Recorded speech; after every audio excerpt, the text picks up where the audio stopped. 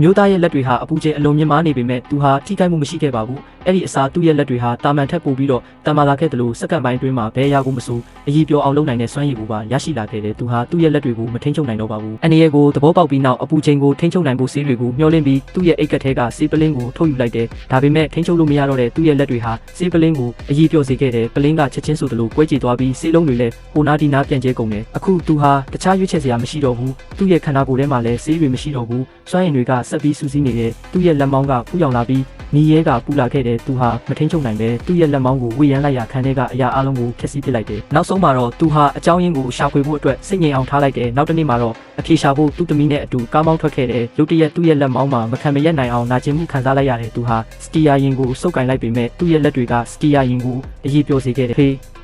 ကံကောင်းစွာနဲ့သူတို့ဟာပြင်းပြင်းထန်ထန်ထိခိုက်ဒဏ်ရာရခဲ့ခြင်းမရှိပါဘူးသူ့သမီးကဘာဖြစ်နေလဲဆိုတာကိုစိုးရိမ်တကြီးမေးလိုက်ပေမဲ့သူ့အဖေကအကြောင်းရင်းကိုမသိဘူးလို့ပြောခဲ့တယ်ဒါပေမဲ့ဝေးတဲ့နေရာကအတန်တွေဟာပိုပြီးနီးကပ်လာခဲ့ပြီးသူတို့ဟာထွက်ပြေးဖို့မှလွဲပြီးတခြားရွေးချယ်စရာမရှိတော့ပါဘူးနောက်ဆုံးမှာတော့အမျိုးသားဖမ်းမိသွားခဲ့တယ်သူဟာအလိုရှိနေတဲ့စူပါပါဝါပိုင်ဆိုင်သူတယောက်ဖြစ်နေတယ်ဆိုတာပေါ်ပေါက်လာခဲ့တယ်ရဲတွေကသူတို့ဘယ်မှာရှိနေလဲဆိုတာကိုသိသွားခဲ့တာကြောင့်ထွက်ပြေးဖို့မှလွဲပြီးတခြားရွေးချယ်စရာမရှိတော့ပါဘူးအမျိုးသားဟာနိုင်ငံတစ်ခုကိုအရေးပြောအောင်လုပ်နိုင်တဲ့သူ့ရဲ့စွမ်းအားကိုအသုံးပြုခဲ့ပြီးစူပါပါဝါပိုင်ဆိုင်သူတွေအားလုံးရဲတွေရဲ့လိုက်လံဖမ်းဆီးမှုကနေအောင်မြင်စွာလွတ်မြောက်သွားခဲ့တယ်။ဒါပေမဲ့သူအဝေးကြီးမရောက်သေးခင်မှာပဲရဲတွေကသူ့နောက်ကိုရောက်လာခဲ့ပြီးသူ့ရဲ့ကူးဆက်ခံထားရတဲ့လက်မောင်းကလည်းရှင်းလင်းစွာမြင်သာနေခဲ့တယ်။ရဲတွေကသူ့ကိုဖမ်းနိုင်မယ်လို့ထင်ခဲ့ကြတယ်။ဒါပေမဲ့အမျိုးသားဟာအချိန်မရှိတော့ပါဘူး။သူ့မိသားစုကိုလည်းရဲတွေကအလိုရှိနေတာကြောင့်သူတို့အန်နီယန်နဲ့ရင်ဆိုင်နေရပါတယ်။အမျိုးသားဟာအိမ်နောက်ဘက်ကိုတိတ်တဆိတ်သွားခဲ့ပြီးသူ့ရဲ့စူပါပါဝါကိုအသုံးပြုကာနေရန်မှာချက်ချင်းဆိုသလိုအပေါက်ကြီးတစ်ခုဖန်တီးလိုက်တဲ့သူ့ရဲ့ဇနီးနဲ့သမီးဟာ